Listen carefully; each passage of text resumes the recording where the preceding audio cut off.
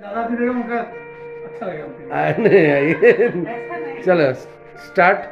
हाँ আপনার মানে आप लोग एक्चुअली আপনি বাংলায় বলুন। আচ্ছা ঠিক আছে, আপনি রোভার্স ক্লাবের সঙ্গে যে হিমাচলে ট্যুরে এলেন, হ্যাঁ মানে সিমলা মানালি ট্যুরে, হ্যাঁ তো আপনার নামটা বলুন আর কোথায় থাকেন আপনি?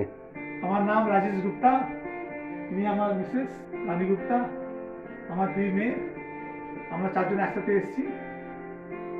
আমরা থাকেন কোথায়? সামনের অঞ্চলে থাকি। আচ্ছা, এবার বলুন রোভার্স ক্লাবকে আপনি পেয়েছেন কোথা থেকে? প্রবাস ক্লাবের জানাশোনা আমাদের ফেসবুকের মাধ্যমে হয়েছে।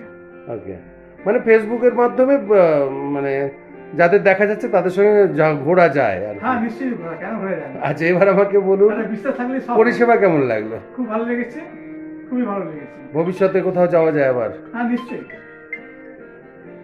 নিশ্চয়ই নিশ্চয়ই। আর আপনাদেরও কি একবার সংশয় হয়েছিল যে ট্যুরটা আদৌ হবে কি না?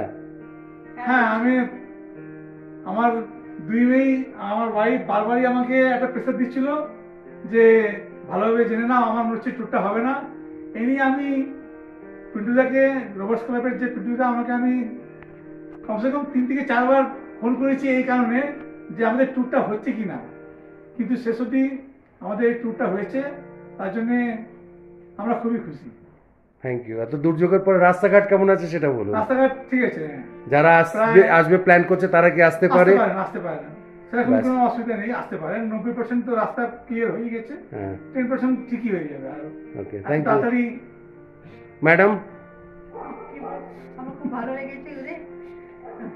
আর আমারও খুব ভালো লেগেছে, আমাদের জন্য আলাদা করে ভেজ করে দেওয়া হলো, সেটা আরো ভালো লাগলো। কি করে দেওয়া হলো? ভেজ খাবার করে ভেজ দেওয়া খাবার হলো। ও আচ্ছা আচ্ছা আচ্ছা।